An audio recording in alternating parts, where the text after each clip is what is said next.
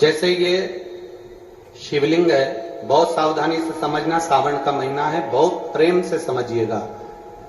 शिव की आदि परिक्रमा जो हम करते हैं, उस परिक्रमा का फल हमें बाबा कब प्रदान करते हैं, वो समझने वाला विषय। ठीक है, ये शिवलिंग, ये जलाधारी, ये भगवान के चरणारविंद जहां गणेश, कार्तिकेय, अशोक सुंदरी है, उस स्थान का। अब मंदिर के बीच में गर्भगृह में ये शिवलिंग रखा है।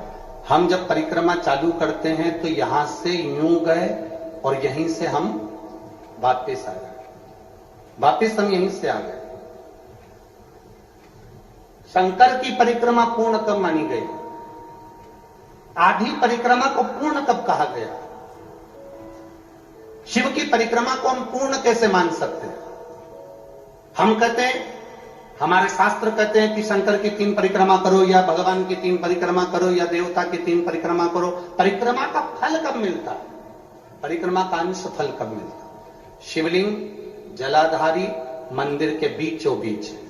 जब मंदिर के बीचों बीच है, नंदी बाहर है, आपने परिक्रमा करना प्रारंभ करा, पूजन करने के बाद यहां तक गए, यहां से पानी बहता है, जल बहता है, तो हम इसको लांघते नहीं है, नहीं लांघते ना, इसको लांघते नहीं है। जब हम परिक्रमा करने के लिए यहां तक जब पहुंचते हैं, पहुंचने के बाद यहीं से थोड़ा सा पीछे हटकर हमको शंकर के शिवलिंग के वहीं से खड़े होकर नंदी का दर्शन करना चाहिए। जब हम परिक्रमा कर वापिस लौटते हैं, नंदी का इस शिवलिंग के सम्मुख से जब बाहर बैठे नंदी का हम दर्शन करते हैं और वापिस अपनी जगह पर आकर खड़े होते हैं, तब हमारी परिक्रमा एक पूरी मान ली जाती है और उसका फल हमें प्राप्त होता है। उस परिक्रमा का फल, हाँ, हमने शंकर भगवान की परिक्रमा करी, किसी ने कहा आदि परिक्रमा करो, हम यहां तक गए, यहां से लौटकर वापिस आ गए। उस परिक्रमा करते समय हमने नंदी का दर्शन एक बार भी नहीं करा। अगर नंदी का दर्शन नहीं करा तो उस परिक्रमा का कोई फल हमें प्राप्त नहीं हो सकता। उस परिक्रमा का कोई फल हमें प्राप्त नहीं हो सकता। अब 3 परिक्रमा हमारा वर्णन किया, तो 3 परिक्रमा क्या करोगे? यहां वापिस आओगे, यहां वापिस जाओगे क्या? बोलो जम के, वापिस जाओगे क्या? नहीं। 3 परिक्रमा शंकर भगवान की जो वर्णन करी गई, यहां से चले, यहां पहुंचे, पहुंचने के बाद आपने यहां शिव जी का शिवलिंग के वहीं से नंदी का दर्शन करा, फिर वापिस पलटे, फिर नंदी का दर्शन करा, फिर पलटे, फिर नंदी का दर्शन करा। यहां खड़े होकर आप जब 3 बार नंदी का दर्शन कर लेते हो, एक ही परिक्रमा में 3 बार नंदी का दर्शन कर लेते हो, तो 3 परिक्रमा का फल प्राप्त हो जाता है और हमारा वो कार्य सफल हो जाता है। 3 परिक्रमा का।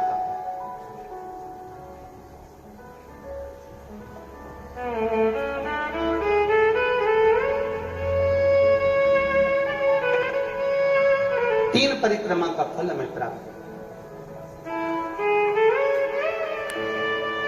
शिव के जितने गण हैं, भगवान शंकर के जितने अंश अवतार हैं, रुद्र के जितने अंश अवतार हैं, भगवान शिव के जितने अंश अवतार हैं, उनकी परिक्रमा का क्रम,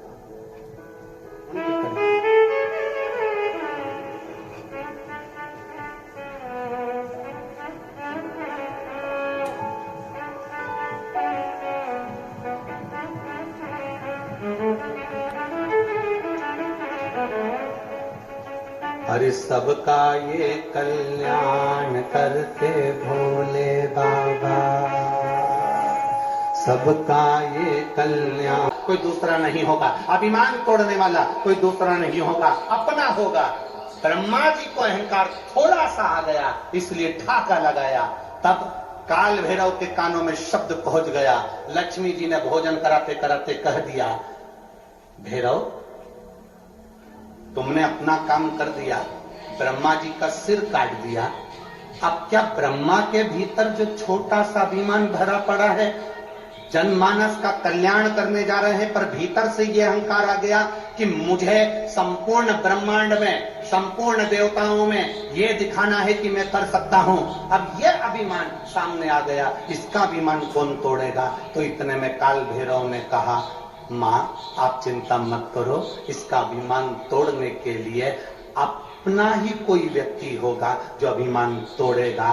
सरस्वती जिस समय पर पुष्कर में श्रृंगार कर रही होगी, उस समय जब माता सरस्वती जाएगी, उस समय मेरी 64 भैरवियां हैं, उस 64 भैरवी में से एक भैरवी सरस्वती के अंदर प्रवेश करा दूंगा और सरस्वती नहीं रहेगी, भैरवी के प्रवेश से वो सावित्री बन जाएगी और सावित्री बनी कि अहंकार तोड़ देगी। एक क्षण मात्र की मैंने सावित्री को उस समय पर भेजा, मैंने भैरवी को उस समय पर सरस्वती के अंदर प्रवेश करा कर भेजा और उसका रूप, उसका रंग, उसका स्वभाव, उसका स्वरूप चेंज हो गया। कई बार माताएं कह देती है अपनी बहू से, हमारी बहू को ना जाने क्या हो गया गुरुजी, अच्छी रहती है, ना जाने से कौन सा भेरू चढ़ जाता है। बोलो सही है कि गलत है? बात बात में बोलते हो कि नहीं बोलते? ये कहावत कहां से है कि मेरी बहू तो अच्छी थी, ना जाने ने कहां सा भेरू चढ़ जाता है। मेरी बहू तो बहुत अच्छी, एक हफ्ता तो अच्छी रहे, गरम गरम रोटी भी खिलाए, आदर भी करे, सम्मान भी करे, सत्कार भी करे, सब कुछ करे, पर ये पूरा 1-2 महीना तो अच्छी रहती है, पर 2 महीना में एक बार इसके मुंडा में ना जाने कहीं हो जाए, पूरा 2 महीना का कराया सब पानी फेर गया।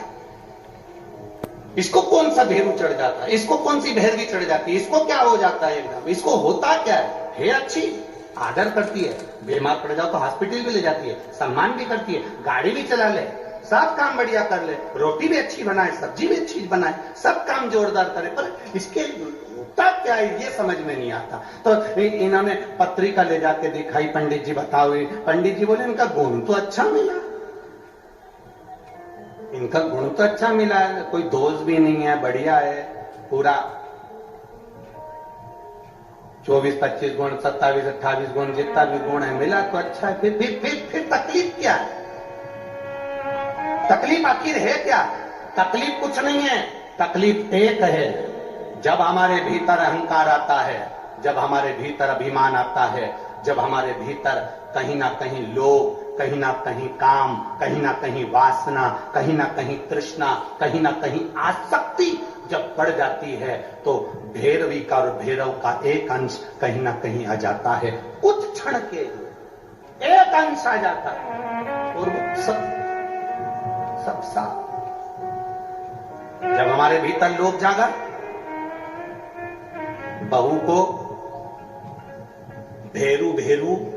भैरवी कब चढ़ी, उसने गुस्सा कब करा? जब तुम्हारे भीतर कहीं लोभ जागृत हुआ, बड़ी बहू को ये वाली साड़ी दे दूंगी, लड़की आएगी तो उसको ये वाली दे दूंगी, और ये दिन भर में से मुंह चलाती है ना, बस तुम्हारे भीतर लोभ जागृत हुआ, आसक्ति जागृत हुई, क्रोध जागृत हुआ, उस समय पर भैरवा भैरवी का एक अंश तुम्हारे यहां फिर उस समय प्रकट हो गया। बहू ने बोलना बंद कर दिया, क्रोध में आ गई, उसने अपने पति से कह दिया, शब्द बोले, बाद में मालूम पड़ा कि आखिर हुआ क्या था, लड़ाई किस बात पे थी, बस लड़ाई छोटी सी बात पे थी, वो छोटी सी बात नहीं थी, उसमें अहंकार हमारा भी अड़ा हुआ था। जिस दिन हमने अपने अहंकार को उठाकर कोने में पटकना चालू कर दिया, उस दिन हमारा घर स्वर्ग बन जाएगा, आनंदित बन जाएगा। हम अभिमान से थोड़ा सा पीछे तो हटे।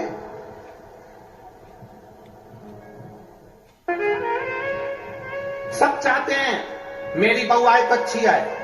ये तीन मित्र पिकनिक करने के लिए गए, और 3 मित्र जब पिकनिक करने के लिए गए तो पिकनिक करने के लिए समोसा लिया, कचौड़ी ली, मालपुआ लिया, रबड़ी ली, सब लिया, बालूशाही ली, सब मैसूर पाक वगैरह सब लिया, और लेकर झोला तीनों मित्र पिकनिक करने गए। पिकनिक करने के लिए बगीचे में बैठते से उन्होंने बैग खोला, बैग खोलते से उन्होंने देखा कि इसमें खाने का तो सामान है, पर पानी की बोतल नहीं है और कोल्ड ड्रिंक की बोतल नहीं है, दोनों बोतल घर रह गई।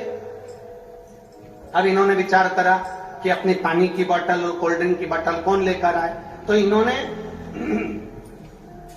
नाम लिखा, पर्ची बनाई, तीनों ने का नाम लिखकर पर्ची बनाकर कुड़कुड़ा के इसे फेंका, जिसका नाम आएगा वो घर जाएगा, पानी की बोतल लाएगा, कोल्ड ड्रिंक लाएगा, जब तक वो नहीं आएगा तब तक कोई कुछ नहीं खाएगा। इन्हें पर्ची फेंकी, एक व्यक्ति का नाम आया, उससे कहा तू घर जा और कोल्ड ड्रिंक की बोतल और पानी लेकर आ। वो गया, कहने लगा जब तक तू नहीं आएगा तब तक ना हम पानी पिएंगे ना हम कुछ खाएंगे, जल्दी आना। और उसका नाम लेकर उसको भेज दिया। वो चले गया। आधा घंटा हो गया, 1 घंटा हो गया, 1.5 घंटा हो गया, 2 घंटा हो गया, 2.5 घंटा हो गया, 3 घंटा हो गया, पर वो नहीं आया। अब इन दोनों ने आपस में विचार करा, उसकी मम्मी ने कोई काम बता दिया होगा, उसके पिताजी ने कोई काम बता दिया होगा, वो वहां लग गया होगा। एक काम करते हैं, चलो निकालो खाते हैं।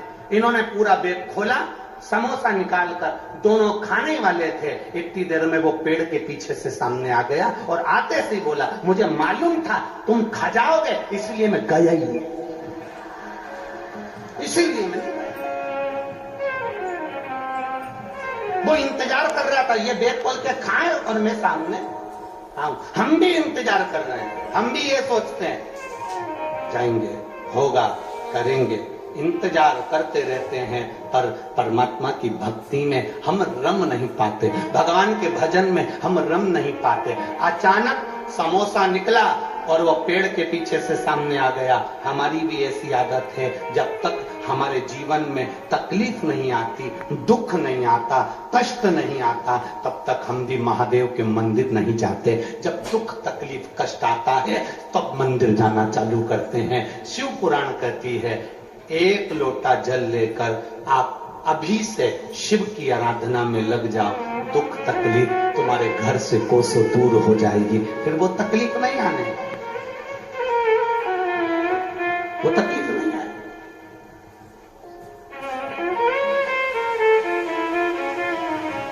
खाली न जाता कोई घर से तुम्हारे, खाली न जाता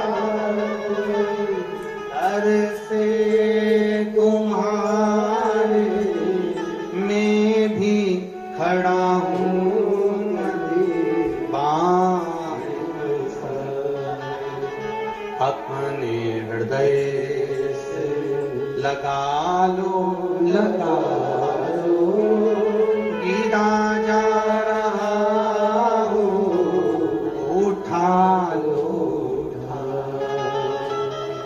शिव की आराधना। काल भैरव ने जो सरस्वती मां चली, जाकर उन्होंने देखा गायत्री बैठी हैं और उन्होंने अपना वही भैरवी का एक अंश आ गया, सावित्री के रूप में प्रकट हो गई और सावित्री बनकर उन्होंने उसी समय पर श्राप दे दिया, ब्रह्मा जी तुम्हारा मंदिर कहीं ना होगा। एक अंश।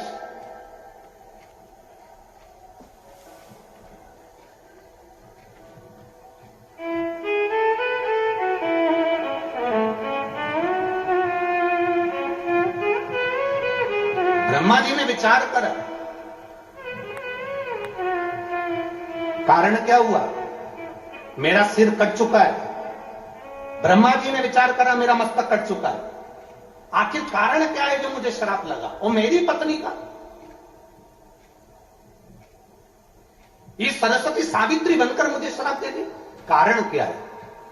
ब्रह्मा जी 1000 वर्ष तक तप साधना में डूबे, तब उनको ज्ञात पड़ा कि काल भैरव ने भैरवी का भाव मेरे प्रकट किया, मेरे अहंकार को तोड़ने के लिए। ब्रह्मा जी ने भैरव की परिक्रमा कर कर तब स्तुति की है। ब्रह्मा जी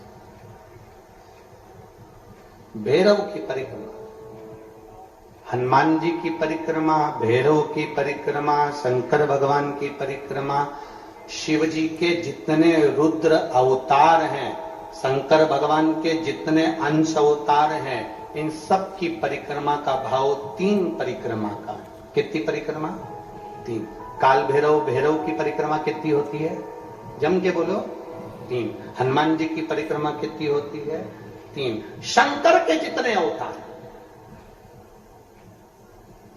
मेरे भोलेनाथ के जितने रुद्र अवतार हैं, मेरे शिव के जितने अवतार हैं, मेरे शंकर के जितने अंश अवतार हैं, उनकी सबकी परिक्रमा 3 है। सबकी परिक्रमा 3।